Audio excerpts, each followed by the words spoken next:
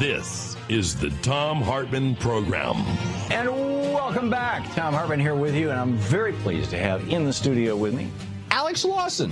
Alex is the Executive Director of Social Security Works. SocialSecurityWorks.org is the website. Alex, thanks for joining us. Thanks, Tom. Thanks for being here.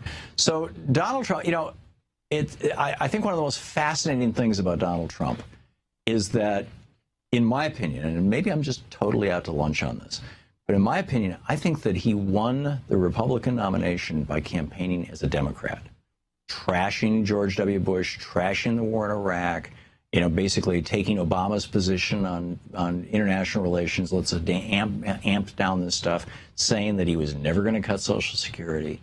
Just some very, the trade positions, you could argue it's not even a left-right position because there's people on the right and the left who hate the trade deals. But and now the Republican Party is stuck with this guy. But in addition to that, now it looks like he's actually going to become a conventional Republican.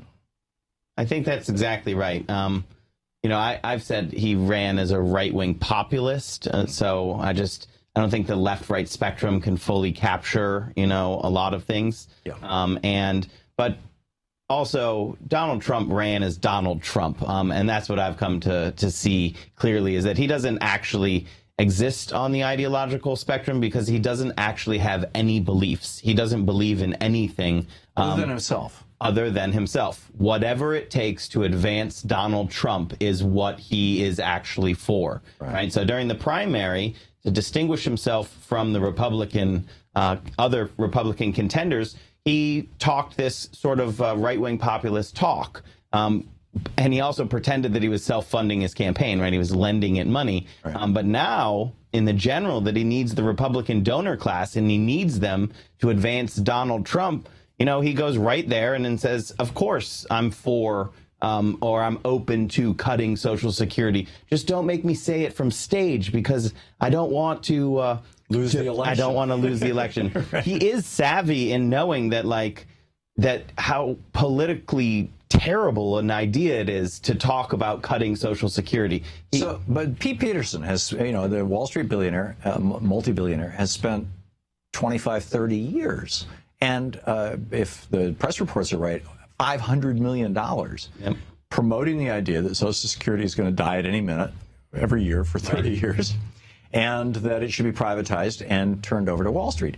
And I'm sure his position is more nuanced than that. And my apologies to Mr. Peterson if I've got it wrong, but I think that's about it. That's about it. Yeah. Trump now needs his money. He needs the Koch brothers' money. He needs, they're dangling $900 million out there. And all of them, David Koch ran in 1980 for Vice President of the United States, and the top thing on the platform of the Libertarian Party, end Social Security and Medicare. Number one, end it. So do we have any actual evidence, Alex Lawson, that because the story that we're hearing is that Trump met with Paul Ryan, and Paul Ryan, of course, wants to privatize Social Security, always has, and in fact, keeps putting variations of it into budgets and things. That in this meeting with Paul Ryan, he said, "Don't worry, I'm with you on privatizing. I just can't talk about it." Do we have any specific evidence of this, or was this leaked by the Ryan folks? I think on that meeting, I think the answer is no. You don't have specific evidence because even Ryan is careful of covering his tracks, and Trump has always accused him of not being clever enough in covering his tracks. But what you do have is the totality of evidence, right, where Donald Trump is. So from 2000 in his book where he calls it a criminal scam and a Ponzi scheme that needs to be privatized, he says the retirement age needs to go up to 70 because how many times do you want to take that trailer to the Grand Canyon anyways? That was his joke about why he wanted to. When did he say that? In 2000. That was that was in his book? In his book. Which book? Actually, I don't have the title. It's the book in 2000. It's not The Art of the Deal. Right. But he references it actually throughout his career. But you also don't have to go that far back. So all the way up to his last time he ran for president, to increase his brand awareness so that he could sell his name for properties Which I think is why he ran for president this time. Yeah, for the post office one right there. Exactly. I don't it's think all for money. Yeah, he had no intention actually of being. I think he's the most surprised of everyone that he's the actual nominee. I agree. Although I think he's starting to believe his own BS. He totally is, because that's Donald Trump. That's what I mean. I mean, he does believe his own hype completely. But in 2011, he talked again about privatizing, about raising the retirement age, about it as the driver of the so-called, debt crisis and getting entitlements under control. He has a very conventional, what year was that? 2011. So 2011. So I mean, you don't have to go far back to find it. And usually when in elite conversations, when he's talking about not cutting benefits, he's not saying I'm not going to cut benefits. He's actually saying I'm not going to talk about cutting benefits. Right. I'm going to campaign on that.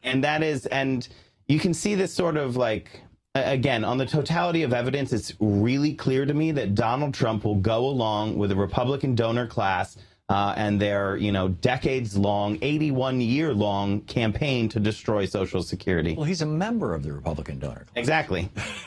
I mean, So why is the press doing such a terrible job of informing the American people about the issues? I mean, on the Democratic side, we could, I could talk all day, and I have. I'm not going to do it today. I'm getting sick of it, frankly. But, about the actual positions and where Bernie Sanders and Hillary Clinton are at on those positions. And by the way, in most cases, they're pretty damn close to each other. And how far away from them the Republicans are. There's no discussion about this at all in the damn media. I mean, it's just it's why in the corporate media, right? In the corporate media. Yeah, no, you'll hear it on Free Speech TV. Exactly. You'll hear it on Pacifica, but you won't hear it on NPR. And the reason is because the corporate media exists to sell widgets, right? They're not there to get information out. They're not doing what you're doing, which is truth telling and telling people what is actually happening. They're literally there to sell widgets in the commercials. The stuff between the commercials is the filler and things that sell prurient interests, right? So Donald Trump was gold for their ratings. And it was because he wasn't talking about policy, right? He was talking about, it was personal attacks, it was junior high vulgarity and things like that. Guess what? That makes good TV. That's what they focus on. This is why Les Moonves, the president of CBS, in an unguarded moment in a conversation that I'm sure he did not think was going to get out to the press, it was a stockholder meeting, as I recall, shareholder meeting, said Donald Trump may be terrible for America, but he's great for CBS. Right. And ratings. Yeah, ratings. They're going to flip on them, though. That's my prediction. Because now you are starting to see, it's not a drip, drip, drip with Donald Trump. It's just multiple fire hoses of disaster, right? Because he's built his whole career on, what is Trump University if it's not a giant fraud machine, right? It's a hard sell ripoff machine. That's just one.